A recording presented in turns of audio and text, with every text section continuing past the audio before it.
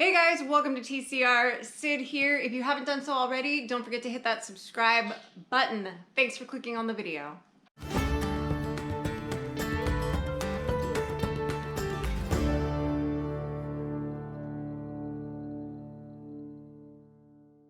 We talk a lot about what it means to be prepared and sustainable here on a farm or on a homestead. And that's super important stuff to think about. You know, the normal stuff, making sure you have enough canned stuff, making sure you have enough food and things, stored away for yourself and your family in a bad situation. But there's some things that sometimes that we don't talk about that I think are just as important when you're anticipating those kinds of scenarios. And who knew 2020 was going to end up being kind of one of those scenarios. One of the things that we don't talk about a lot when it comes to homesteads and farms and being of a prepared mindset is that there is some isolation involved in that. Your neighbors aren't super close by. You're kind of used to being a little bit more off on your own.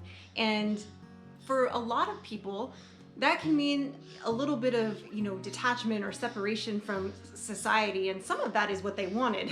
That is why they went for that in the first place. But sometimes there's some unanticipated sort of side effects of that. So I want to talk to you guys a little bit today about a couple of things that I think kind of get overlooked in this category. And the first one being that it's important to be of strong body. There's a lot of chores around the homestead. Part of being prepared and being able to do those chores and being able to take care of something when something breaks or something happens is being physically capable of doing it. When we've had floods here, one of the first years we lived here, the sunroom flooded very badly, and we literally were out there for hours bailing out water, hunched over bailing out water as fast as we could. Physically butchering your hog is a very physical thing. Dragging it out, hooking it up, there's a lot of, heavy pieces that you're carrying of the meat and of the animal, trying to do certain things. If you're somebody who's, not in the best of shape or, has physical limitations that are more self-inflicted out of maybe laziness or bad food choices, you might have a harder time completing some of those tasks in a timely manner. All of these things that were very physically demanding, that wasn't like, oh, well, we can plan to do it later. It was happening now. Like, we had to take care of it now.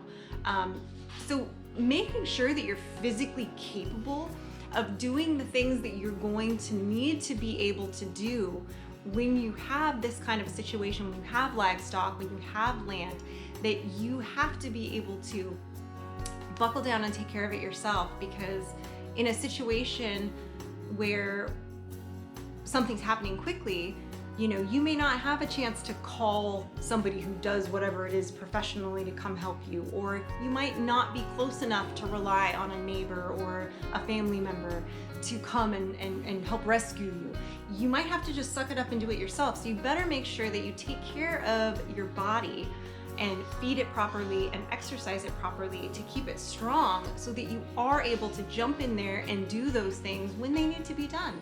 Keeping your mind strong and focused is also, I think, a very important asset to completing your trifecta of self on the homestead or on the farm. Because if you have an inability to keep your mind focused, to have the right mindset, it's very easy to get yourself into a panic over things not going right on the farm, because there's going to be lots of times where things don't go right on the farm. And you have to be able to have a little talk, have a little chat in your head about the realistic version of what is in front of you, and not get overwhelmed by it and not throw in the towel so easily as some people tend to do. A lot of times nowadays you see people just, if something's too difficult, they'll throw in the towel. And your animals are depending on you, your crops are depending on you. There's things that you have to get up and do every day. So being strong of mind is very important. Being able to problem solve, being able to keep yourself focused. It's very important that you have that kind of mind-body connection, that you understand what's going on in front of you. You understand that you can find a solution and stick to it and find it. You know, part of that too is nobody saw 2020 coming. This year has been an absolute you know what kind of show, right? And for a lot of people, it's been very difficult to isolate, to quarantine at home, to not see friends, to not see family, to not just have their normal daily routine. It's been a struggle for a lot of people. It's hard. But part of, I think, having a homestead, having a farm, living this kind of lifestyle, you already have that kind of strength within you to kind of be able to be a little bit more independent and to be able to be kind of on your own. And I think that those of us that live this way took it a little bit easier than maybe those that have never had that kind of experience in their life, because it's a very different way of day-to-day living than most people are used to.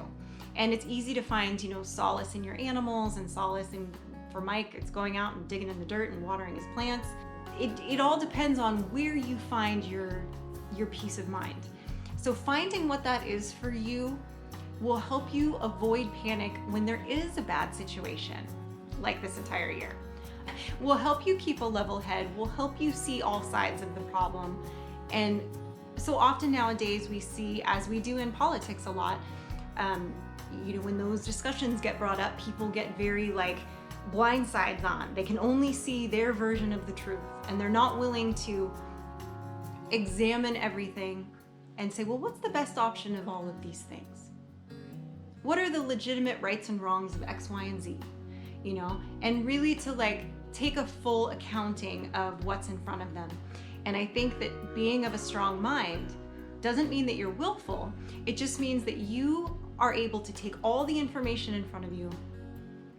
You have the self-reliance to trust your instincts, to trust your judgment after you take into account everything that's going on in front of you. And I think that having that this year for me has been very helpful in many ways, whether it was because of quarantine or the current political climate, but all of that, I think being able to kind of take it all in and look at it from different angles and look at other people's points of view and try to put myself in their shoes and say, well, you know what, I could see how they, because of the way that they live or because of how they've been brought up or whatever, I can see how they have that opinion. It doesn't fit me, but I respect their choice. And just like here, you know, it's like Mike and I will disagree on how to handle certain things or what to do next or whatever. And we're both very good about communicating that to each other. And you have to be able to do that with your partner on the homestead, with your family, because there's going to be things that come up that I think should be handled this way and he feels strongly it should be handled that way. But we need to be able to communicate that, you know, our two strong points of views from our two strong minds, and be able to come to some kind of either compromise, or for him to say something and I go, oh, that's actually really a good idea, or, you know, I digress, or vice versa. So having that strength in your mind that you can handle whatever comes up, to be willing to take in all the information provided to you and make, you know, some informed calls that honestly, you know, it keeps you from panicking in bad situations. You know, we weren't out there, you know, bulking up on toilet paper and canned goods when this all first started, because, well, I keep us in a good supply and we had food out here and we weren't worried because we know how to handle the situation. So having that, I think, definitely something that is underrated and under pinpointed when it comes to being overall prepared. Lord have mercy, I'm sweating through my clothes. It's so hot in here. Holy macaroni. I think it's important to always address, you know, your mind, body, spirit connection. And so you can't have your mind and body without your spirit being intact. So you have to define that for yourself as to what that means. Are you a more spiritual person? Are you more religious? You know, are you more the type that likes to go out and meditate, you know, under the sun? What is it for you that helps connect and keep all of that connected and at peace? Because you need to have that when times are trying, when times are hard, when the work is hard. That moment of that connection of spirituality, of whatever that is for you, it's not something I can define for you. It's not something anybody can define for you. But whatever that is for you, whether it's going to church every Sunday and saying your prayers before bed, whether it's meditating, whether it's just acknowledging the universe's connection to the spirit and everything that's alive on the planet and how they're all connected, however you see it, whatever that connection is for you to your own spirit, your own inner peace, follow your Zen, right? Even if it takes you, this place was my Zen. This having a farm was my dream, was my goal, was the thing that I knew there would be peace in. I have definitely found that. I feel that, being with the animals, the beautiful trees and the plants and the creek behind us, like all of that, being that close to all of that, I think really does help connect one to your inner spirit, your faith. And I think having that when times are trying, again, very important. I think that for a lot of people right now, having their faith has been a great solace for them during this quarantine and everything. Even just day-to-day life on the farm, I could see how it would be a very important thing to have, that mind, body, spirit connection, and really keeping yourself on an even keel when things are not going the way we want them to go, because they never do. So whatever it is for you that helps connect that is what you should look to help give you that solace, to help give you that peace, to help you feel grounded. Because when you are prepared, when you consider yourself a prepared person, it doesn't mean just prepared for bad things. It doesn't just mean prepared for the end of the world. It means prepared for little hiccups like this. It means prepared for, we lost our job this week and we literally only have what's in the pantry to sustain us. Like, this is it. Like, there's certain things that we don't necessarily technically prep for or plan for that occur, that then will turn around and become, something that we have to deal with. And so being prepared is like having a great little insurance policy. And if you've tacked on, making sure your body's in good shape and can handle it, making sure that you have a strong mindset, that you're mentally capable of handling the tasks ahead of you and the world around you, focusing on that and having a good spiritual connection to all of that, I think that's important. I think that it's underrated, and I think that it will only make you a better human being.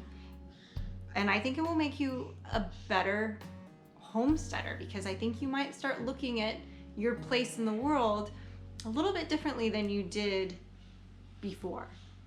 So don't be afraid to take that me time to think about those three things and how they relate to and translate to you being a better homesteader, to you being more prepared. Taking that me time and working on being physically fit, having a strong mindset, and working on your spirituality, taking those times for yourself throughout the day are critical to you being a better functioning person on your homestead, in your family, in your life. So take that with you guys. See if that helps you in your daily life. That's just a little real talk with me today. Don't forget to like the video, guys, subscribe to the channel, and click the bell so you get the notifications.